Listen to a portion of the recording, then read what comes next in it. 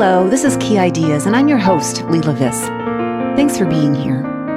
This podcast contemplates the rhythm of life as a piano teacher and music maker.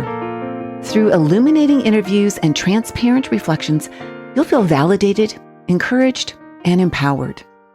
This is episode number 60 and features part 2 of my interview with Dr. Vanessa Cornett.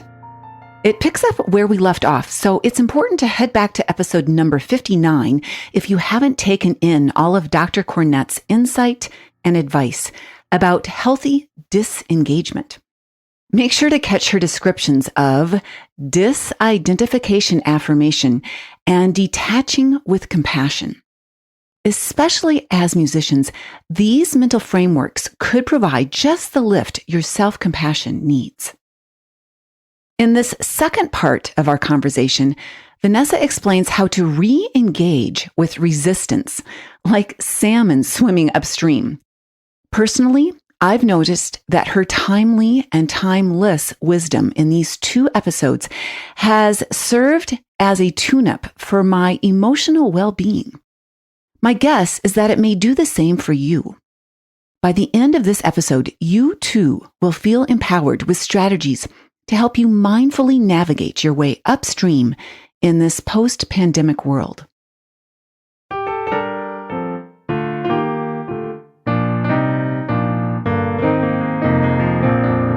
Hello, I'm back here with Vanessa, and we've been talking about disengagement.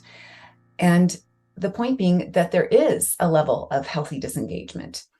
And then what are some tips now for us to re-engage into this post-pandemic world and not fall into the productivity treadmill and get stuck where we were before the pandemic? So we've been talking a lot about disengaging, and I think what's scary for most of us is if we disengage from something, what do we re-engage with? And I think when we're under a lot of stress, and we've all been under chronic stress and trauma for many years now, it's easy to think of leaving a situation, running from something, leaving a job, leaving a toxic environment, but it's harder to think, okay, I'm leaving this thing. Where am I going?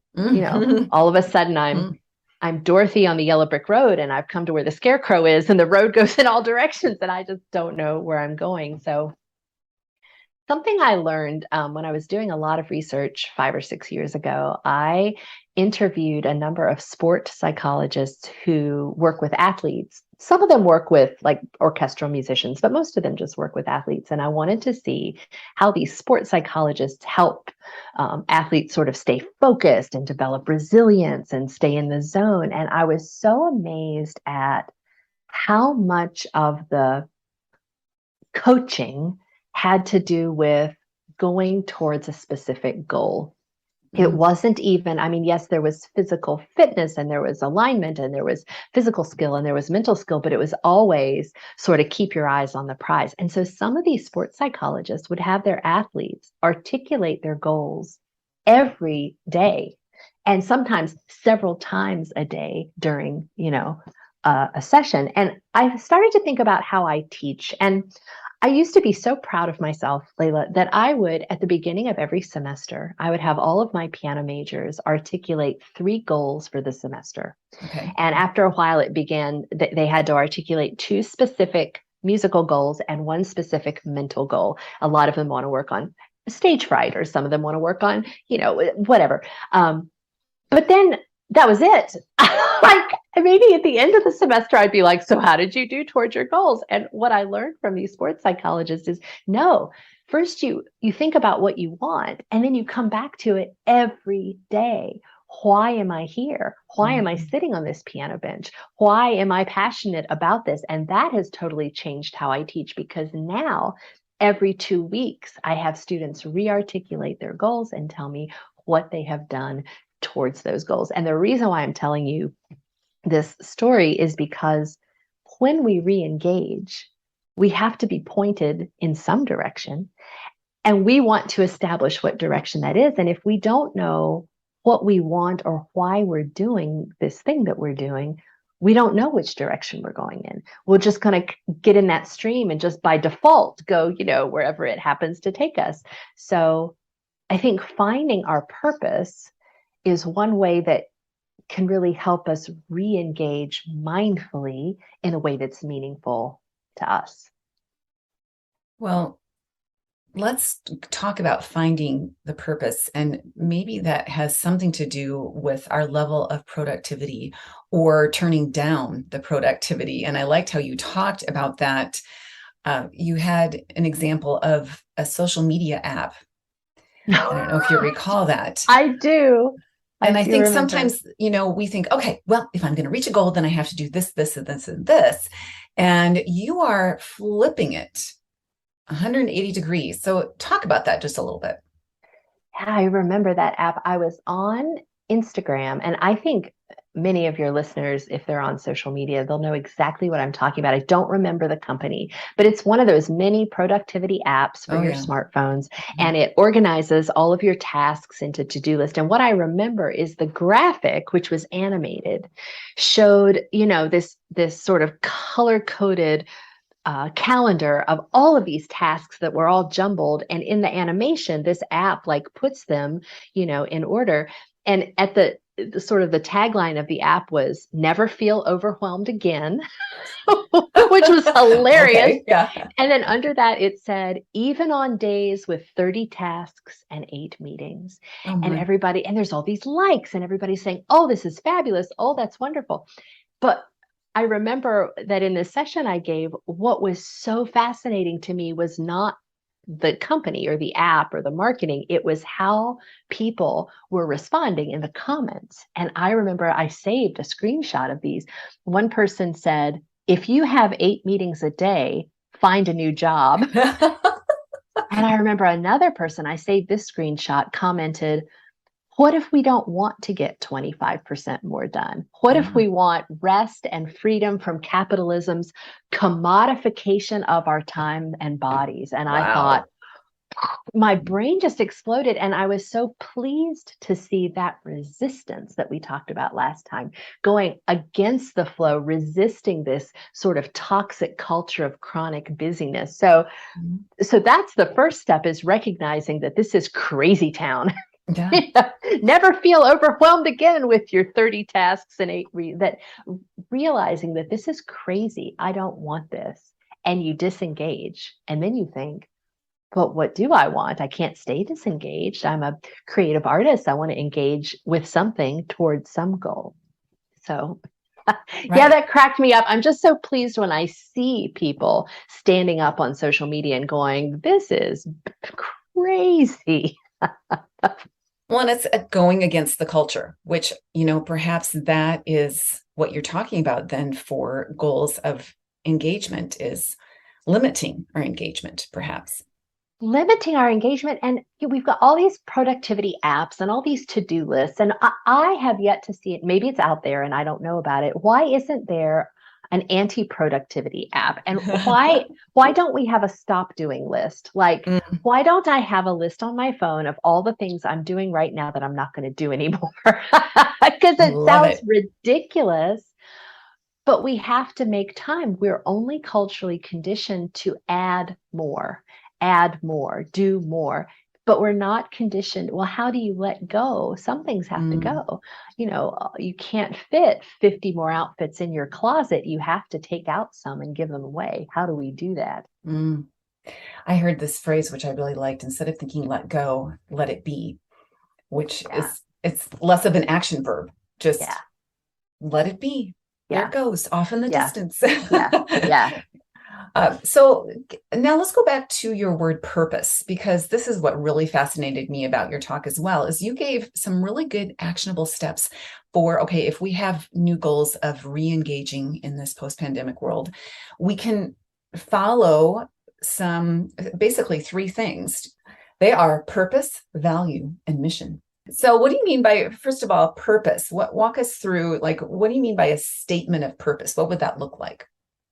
So I started having my students do this, and I was surprised at how powerful this activity was. So I keep coming back to this idea of, I was never asked to articulate a statement of purpose as a musician ever, not even in grad school. Like nobody ever Oh, said, no. what drives you? What inspires you? So to me, a statement of purpose is answering the question, why? So the question might be, why do you perform music? Or why do you teach youngsters? Um, or it might be, what? What inspires and drives you? What are you most passionate about? And so, what I do is I have my students every semester sort of come up with a statement of purpose, and they are supposed to write it at the top of their little practice journal so that they can look at it every day that they sit down to practice. Some of them put it on their, computer screen or whatever Mm-hmm. so that they can see it, because just because you articulate a purpose doesn't mean you'll remember it. You have to keep Mm-hmm. coming back and thinking, this is why I'm here, especially when things get rough, when you have a meltdown in the practice room, when you think, I shouldn't even be here. And then you come back to your statement of purpose. Now, I'm thinking with little beginners, there's going to be a lot of teachers that have small beginners, and a lot of them are going to be there because their parents signed them up for lessons. Mm-hmm. Yep. So, how would you guide a youngster into thinking beyond, well, because my parents are here? How could we help them think beyond that reasoning? That's a great question. So, for young students who are there because that's just what they're doing, they might not be there of their own volition, but chances are they don't hate music. I Mm-hmm. have yet to meet a person, aside from a person who's been diagnosed with amusia, I have yet to find a person who hates music with a passion of 1,000 white hot suns. So then you can ask a student, what do you love about music? What do you Mm-hmm. like about piano? What do you enjoy? So you're kind of sort of guiding the question more specifically, but it might help a youngster, instead of why are you here? Uh-huh. What do you love about what we're doing here? Oh, okay. I like Right? that. Yeah. Yeah. Yes. Yeah. Kind of getting into their bubble, into their world. Right. And for young Mhm. people, something general can be very helpful, but also it can help to be very specific to each activity they're doing. So if they're working on a little piece in their method book and they aren't practicing it a whole lot, maybe you play it for them and you brainstorm, what do we love about this piece? What is so cool about this piece? And that's what you write at the top of the piece in their book. Oh, I love the energy and I love the passion. I like when it gets loud towards the end. And so when they open their book and they're like, I don't want to practice this song, but they're reminded, oh, this is why I like this thing, or this is why it's going to be harder with scales and arpeggios and ear training, Right. right? But I it's going to know. be, but we can find ways to direct their attention in a positive way, realizing that no one else is doing this for them. They're not getting this at school. They're probably not getting this at home. For somebody to say, why are you doing? What do you love about this? And then coming back to that really helps focus their attention, number one, but it helps them develop self awareness, because Mm, there are times when I say to myself, I have no idea why I'm doing this. I don't know. But the more I practice, the easier it gets to sort of decide. nice. Nice. Now, the second thing is then describing core values, having a statement of core values. So, as a teacher or as an adult, give us some examples of what that might mean. Yeah, I wish somebody had mentioned core values to me when I was a grad student and I had my pedagogy classes, and we're always asked to write a statement of teaching philosophy. And I always struggled with that because I've got all of these philosophies, but if somebody had said, Vanessa, make sure you articulate your core values, that would have made my job so much easier, because then I can think, what things do I value in what I'm doing? Or what things do I treasure most deeply? Or for teachers, what do I value in other musicians? We tend to teach towards what we value. If Mm-hmm. we value tone and expression above all other things, sometimes that's what gets the emphasis. If we value accuracy and ease of technique, that's what gets our attention, right? Mm-hmm. So actually articulating that can be helpful. And also, if you're a student musician, um, when I hear other musicians perform, what am I listening for? What am I valuing? And that can help focus practice, or focus sort of a philosophy of why I'm doing what I'm doing. It's just Mm-hmm. fun to list those things.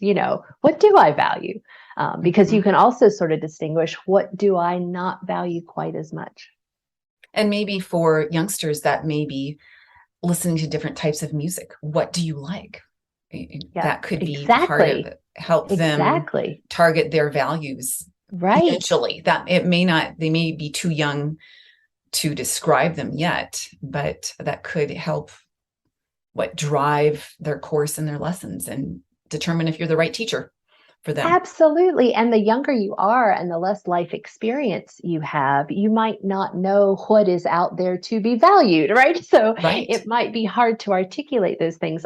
Every now and then I teach a music appreciation class at St. Thomas, and I really enjoy working with freshmen who are not music majors. They just want to learn about music. And so I always give them this survey at the beginning of the semester.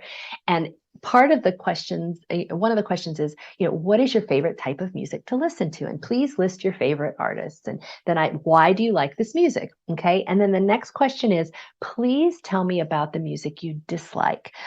Styles, genres, what artists do you really hate? Can you articulate why you hate this music? And of course, this is very sneaky of me, because what I do is I take their answers to the second question and I base their listening assignments around the music that they say they hate. Because in my experience, they hate something because they haven't given it the time of day, or they don't really understand it. If you haven't really tried to understand Viking death metal from Scandinavia, of course, you're not going to understand what's happening. So sometimes if we have young students and you say, what's your favorite kind of music?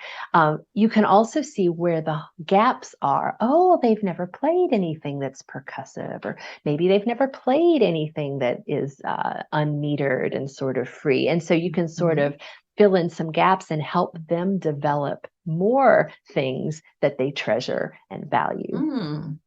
I like that idea of just giving them a survey of, do you like this? Do you like this? And really, that's going to hone their ears. It really is. And at least with my undergrad students, I, get that survey before the first class. And then the music listening that I play in the first class meeting, I always start with someone who, an artist that most people like and that some of them have named, and that really attracts their attention. And then the very next piece we listen to is by Nickelback, or it'll be by Metallica, or it'll be, Willie Nelson, or some artist that a couple people have said, I really don't like this music. And then we dig into how amazing this music really is. And then they have this like deer in the headlights look, and they kind of walk out of my classroom like, my world has been turned upside down. And we can do that with young students too, who say, I don't want to do this, or I don't think this is cool. And we can show them how cool it really is. Nice. I like that example. Okay. So that was based around that core values. And maybe that's our job as teachers, is to help them establish a core value system for music if they don't have one, because usually they don't. You're right. It's what they listen to at home. Right. So then your third item that you mentioned is a mission. So developing a mission statement. Yes. So can you go into that just a little bit? Yeah, so this I learned maybe 10 years ago. I went to a faculty, the irony. I went to a faculty workshop on academic productivity, thinking I'm going to do more and accomplish more.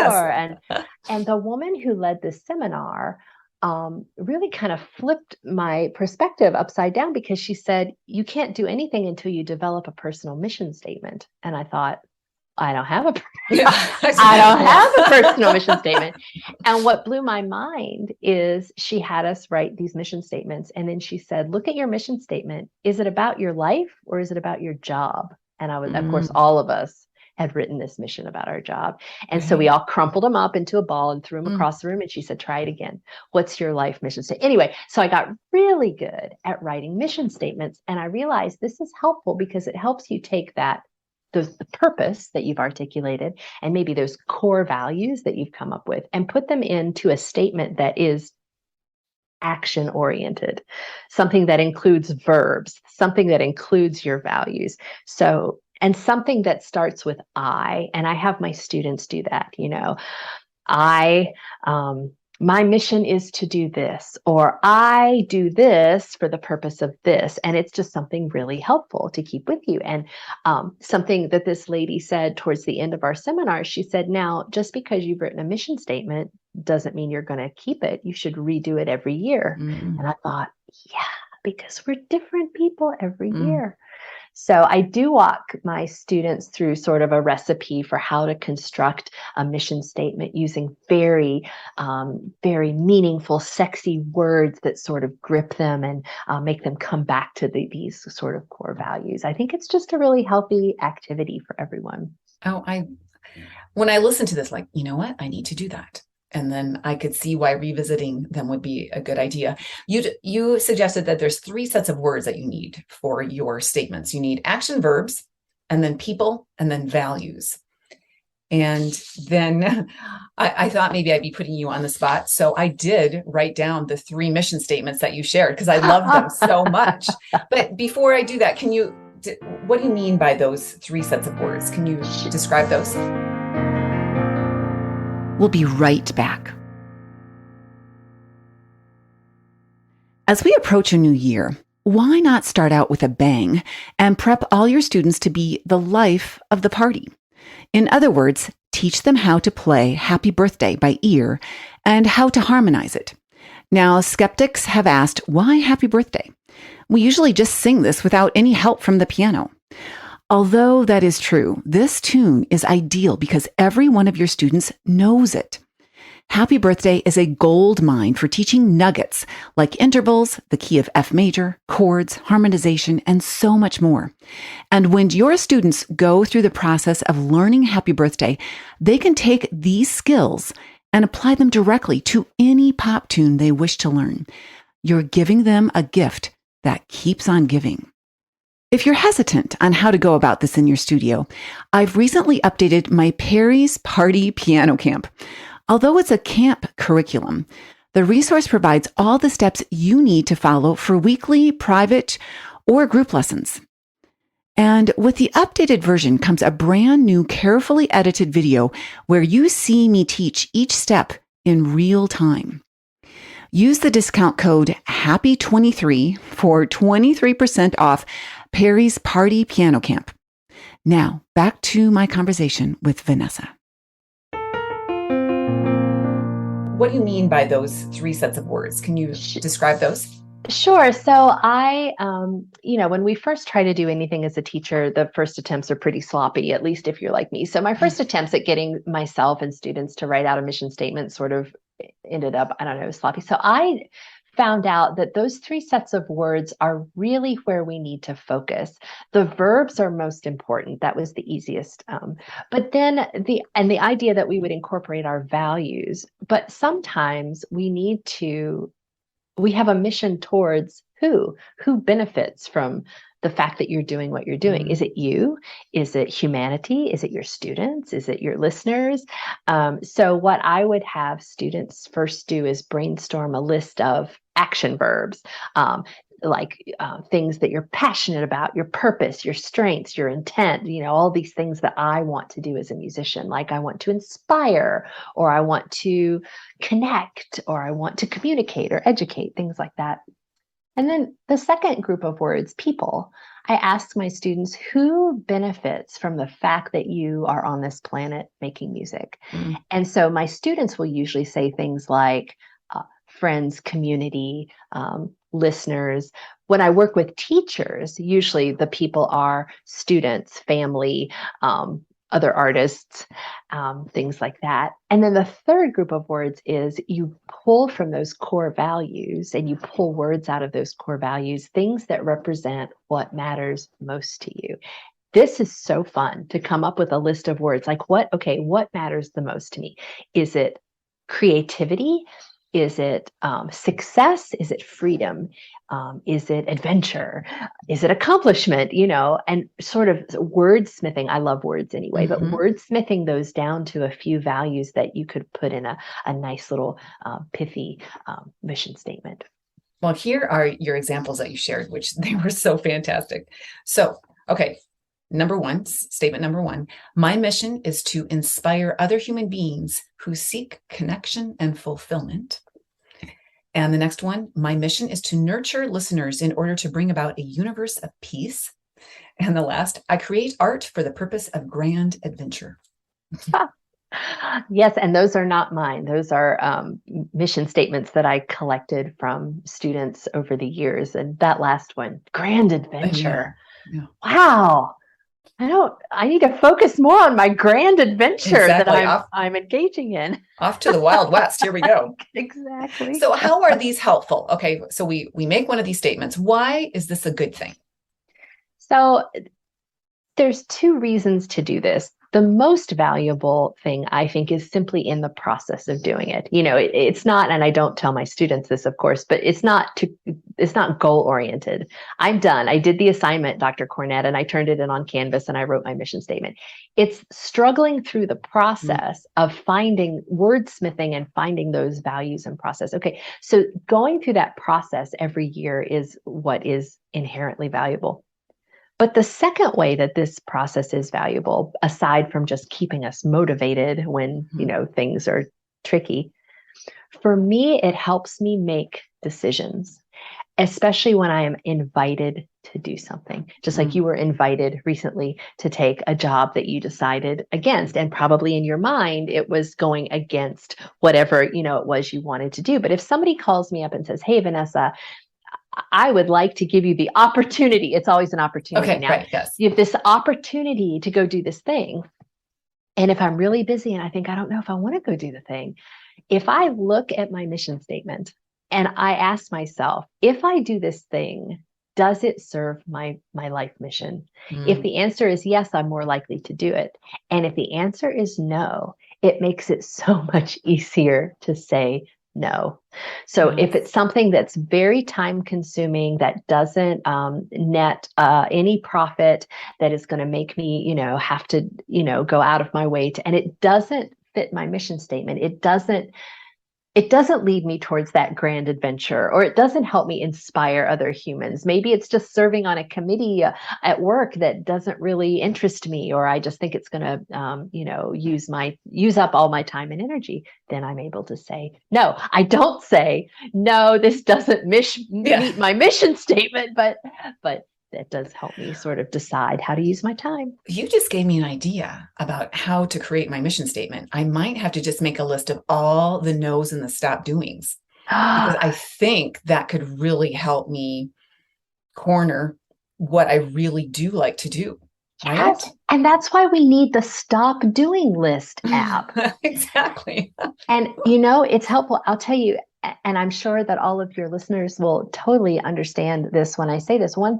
Two things that happen a lot in my job. One is I'm asked to find pianists and accompanists. And the other is I'm asked to find homes for people's pianos. Oh, right. So I get a lot, right? I get a lot of emails like, yeah. I'm giving away my baby grand. I mean, not the scam emails. I mean, the actual, I would like to donate a piano, but I also get a lot of, I need a last minute sub at this church service tomorrow. Can you find someone for me? And do you know, Layla, those are two items on my stop doing list. Yeah. Because I don't have time for that. And so I write back and say, I am so sorry, I don't have anyone to recommend at this time, because I put it on my stop doing list, because I have to make space for all the other things that I want to do. Right. Exactly. So I'm with you. I think the stop doing list helps us with the mission.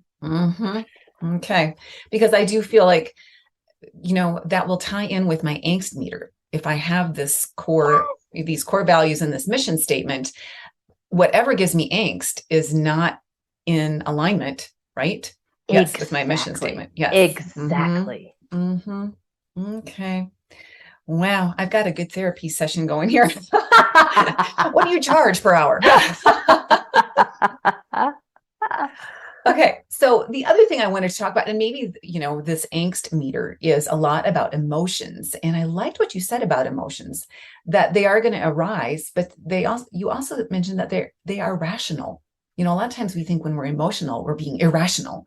Yeah. But actually there are gauges, right? They're a barometer. Right. They're telling us what's going on inside of us. Yeah, I love the idea, and this is of course not my original idea. I love the idea that thoughts can be irrational, but emotions are never irrational. Mm, In mm, cognitive behavioral therapy, and I use this a lot with my students, we work with identifying and reframing irrational thoughts. Thoughts like, I'll never be able to play this piece, or I've got to get 100% on this test. Things that aren't logical and they don't, they're not conducive to well being. But I heard a psychologist once in a conference session just make the offhand comment that, well, your emotions are never irrational. And then she just kept talking. And I thought, yeah. whoa, wait, Yeah. what? Wait. Let's unpack And that. that's right. And here's why that's important. We are in this culture that suggests to us that we can change how we feel. Mm. There's a wonderful quote by Eleanor Roosevelt that people, I think, mismanage. The original quote is something like, "No one can make you feel inferior without your permission." And I Mm. and I think that's a lovely quote. But what I've been hearing in the past few years is speakers are twisting that, and they'll say things like, "No one can make you feel anything without your permission." And I just want to stand up and say, that's a lie, because Mm. emotions are biological. Emotions arise from what's happening in our environment, our thoughts, our situations, whether we're in danger, whether we're in trauma. So emotions act as gauges. I was, oh gosh, this was pre-pandemic. So I was giving a talk to, it was at a conference somewhere, and somebody raised their hand and said something like, but nobody can make you feel anything, right? And in the Mm. spur of the moment, the violent example I gave was, I said, you know what? What if I'm standing here talking to you? What if somebody runs through the door, takes a knife, stabs me in the leg, and then runs out? Yeah. Mm. I said, a bunch of you would probably rush here to see if I'm okay, but I don't think any one of you would say, well, Vanessa, no one can make you bleed Yeah. without your permission, right? So when we are attacked, when we're, emotionally assaulted, of course we're going to have emotional response. And the idea that you should be able to control your emotions is crap. So so I Thank you. do Yeah. think emotions act as gauges, just like your angst meter. If I'm feeling upset about this student, or I'm feeling sad, or I'm feeling threatened, rather than me saying, oh, I shouldn't feel this way, let's go to the happy place of toxic positivity and just find the silver lining. Instead, with mindfulness, I can say, okay, I'm having these feelings. These feelings are telling me something. What are they trying to tell me? I heard another speaker once talk about emotions are like a gas gauge on your car. And she said, when you're driving your car and you look and you see that the indicator is towards the E and your gas is almost empty, you don't get mad. You don't shout at the gas gauge. You don't say, how could you possibly be empty? What you do is say, oh gosh, I need some gas. And you go to the gas station. And why can't we do that with our emotions? When we feel overwhelmed, when we feel depressed or sad, why don't we say, instead of, you shouldn't be feeling these bad, nasty feelings, why don't we say, gosh, Vanessa, this is showing me something. This is a gauge to show me that something in my environment is not good or not healthy or not functional. And it's really helped me change the way I think about my emotions and practice a little self-compassion rather than judging how I'm feeling. Mm. I feel like you've moved into the question that I was going to ask you. So, after our discussion of disengagement and re-engagement, how can we regulate and navigate our engagement in this post-pandemic world? And I feel like you've, talked about that already, where we listen to our emotions. And I don't like the term silver linings. I will never like the term silver linings. And yet I think, we can learn from what we've all been through. So do you want to talk a little bit on that? Absolutely. And I have so many things to say. Let me just say a couple things because, time. One thing I think the pandemic has taught us is how destructive what I call toxic positivity can be. We still have it in our culture. We still are sort of conditioned to think and speak in a certain way. But this business of, find a silver lining as you shelter in place, you 13-year-old who happens to live in an abusive household and you don't have enough Wi-Fi to actually do your schoolwork. Like, we can no longer say, find the silver lining of this place of trauma you find yourself in. And while finding silver linings can be helpful in certain situations, mindfulness can help us acknowledge negative situations and feelings without trying to put a positive spin on it. It takes out the but. It's, well, I'm feeling really anxious right now, but if I do my deep breathing, I'll feel better tomorrow. We take out the but and just leave it with, here's how I'm feeling right now. Something that also happens in my field of mindfulness and contemplative practices is related to toxic positivity. And it's something that I call spiritual bypassing. And that's where we use a self-help technique or a spiritual technique as a way of bypassing those negative emotions. So if I say to my friend, oh, I'm so angry at my supervisor because he did this thing that impacted me negatively, and she says something like, well, you just need to feel compassion, or well, you just need to clear your mind. And I just kind of want to slap her face. Thank you. Yeah. I didn't, but okay. Yeah. But mindfulness tells us that's not the first step. The first step is you sit with that anger, you sit with that anxiety, you look at your gas gauge and sort of decide why you're feeling this way. And then maybe in a couple days, if you want to practice compassion or you want to act in a certain way, you can. But the idea with toxic positivity and spiritual bypassing is we're not disregarding our negative experiences because they are a part of our whole life experience. We didn't come to this earth with a little manual, and the manual, the user's manual said, always try to have positive experiences and try to avoid negative experiences, because it's just experiences. It's back to that non-judgment of John Kabat-Zinn. What happens, happens. So I'm going to try to curtail my discussion of that. How we navigate sort of through this post-pandemic world is through mindful awareness and with enough self-compassion to acknowledge our state of mind and our emotions in the present moment. And rather than judge them or feel guilty about them, to acknowledge them and then say to ourselves, what do I do next? Not what do I do now? What I do now is notice where I am right now, but what's my next step? And I've often said that self-compassion is not for the faint of heart, because it is one of the most difficult practices anyone can ever attempt to do in their lifetime, is to keep coming back to this sense of I'm valuable and I'm worthy and I'm loved and I'm enough. I don't have to do more. And my feelings are valid. And I'm just going to sit here and marinate in them for 5 minutes or whatever. So two things that tie into that I learned probably at the right time in life was that you're good enough, even though there's a lot of religions that would say that, you're different, but you are good enough, and the other thing is never should on yourself. Yes. And that has really helped me get rid of any guilt. I don't know. I don't harbor a lot of guilt. I just feel like that's a waste of time. Worry is still something that, comes around, and of course, anxiety. So I've named them now. So I think, let's see, anxiety is Brunhilde and worry is Frida.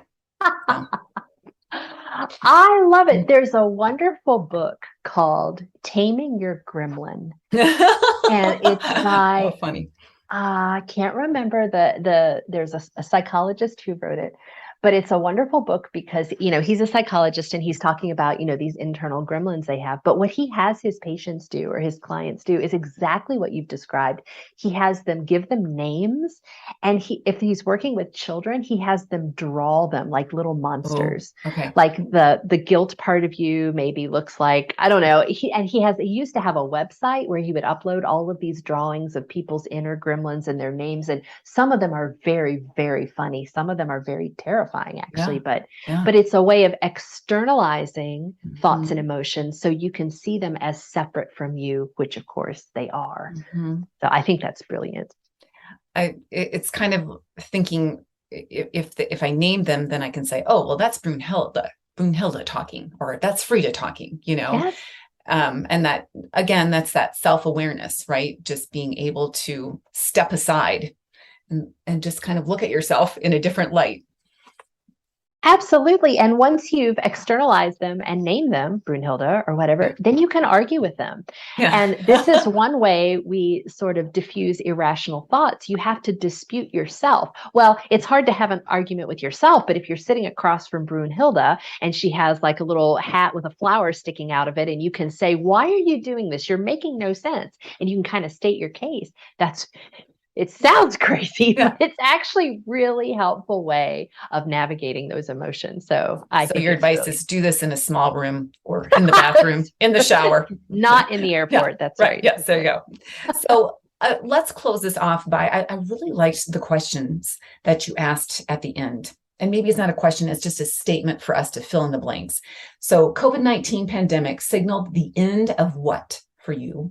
And COVID-19 pandemic signaled the beginning of what for you? And I really liked that, because I feel like that those are questions that resonate with me. I don't think I have the exact answers, but I know one of them. Like, I stopped going to my gym where it was so busy that I had to go 30 minutes ahead of time and save my spot. And like, wow, that was a whole bunch of wasted time, and I can get free videos online. And, like that's, I know that's a very concrete thing, but I'm never going back to that anymore. Do you have anything personally that you have in your life that signaled a beginning or an end? Boy, that's an excellent question. And those questions that I closed with actually came from another speaker that I heard at the MTNA conference, Linda Cockey, who's a pioneer in health and wellness. And in her session, she pointed out that often we have these upheavals in our culture, and it signifies a cultural shift. And she gave three examples. One was the Black Plague in the 14th century. And she made the point that we went through this, Black Death, and that sort of precipitated the end of feudalism. Okay, so our political system shifted. And then she gave the example of the French Revolution and how that sort of redefined political power. And then she gave the example, I think she gave the flu pandemic of the early 1900s. I think so, yeah. And made the case for the US women's movement sort of came about after that. And it really got me thinking, well, this COVID pandemic has been this huge global upheaval. I would love to see culturally what it's signaling the end and the beginning of, and I don't know if we'll see that. But personally, for me, my examples are a lot like your gym example, in that there were things that I was doing. It was causing me a lot of time and effort and anxiety, and I didn't even realize it until I stopped doing it. Right. So even things like, there was one Christmas where I couldn't go Christmas shopping. And, I live 10 minutes from the Mall of America, which is the biggest mall in the North America or something like that. Yeah. So Christmas shopping is just, ridiculous. And you navigate these crowds, and it's so much money, and it's focusing on, just capitalism. And so I rethought how I did holidays. I mean, yes, you can order stuff online, but I started doing more. My gifts, not last year, but the year before, were all gift certificates for charitable work that I did. Like, my gifts were, you donated the following items to Neighbors Inc. in Dakota County, so it made me rethink of these sort of capitalistic things we do that we don't really need to be doing. But for me, it was a lot of like actual things like that. But for me, it really signaled the end of allowing my time to be colonized, not just by my employer, but by my culture. So my time and attention, for me, it signaled the beginning of mindfulness as resistance, or not doing instead of doing as a form of counterculture.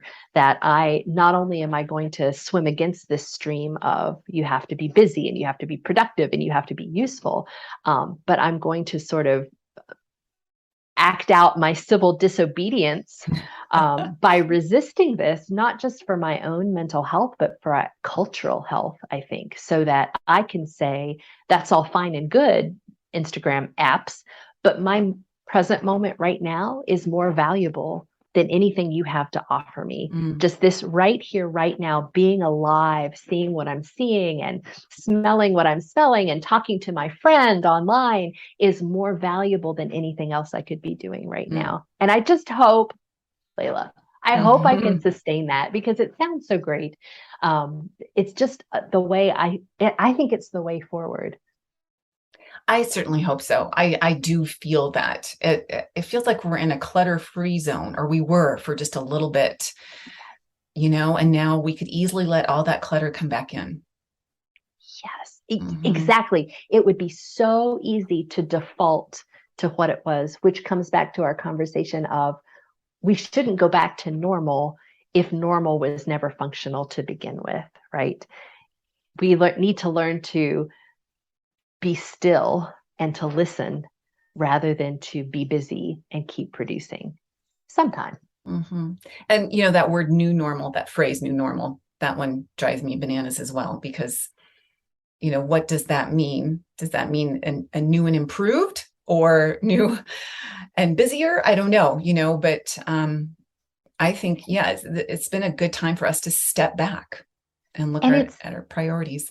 The word normal is a problem to begin with, because for something to be normal, that infers that something else has to be abnormal, right? Yes. So if you go against the grain, you're abnormal, you're dysfunctional, and I just think, I don't know, maybe if we didn't catalog things as normal or abnormal, they would just be what they are. I was going to say, there's no such thing as a normal day, right? There's always going to be glitches or something, right? That's right.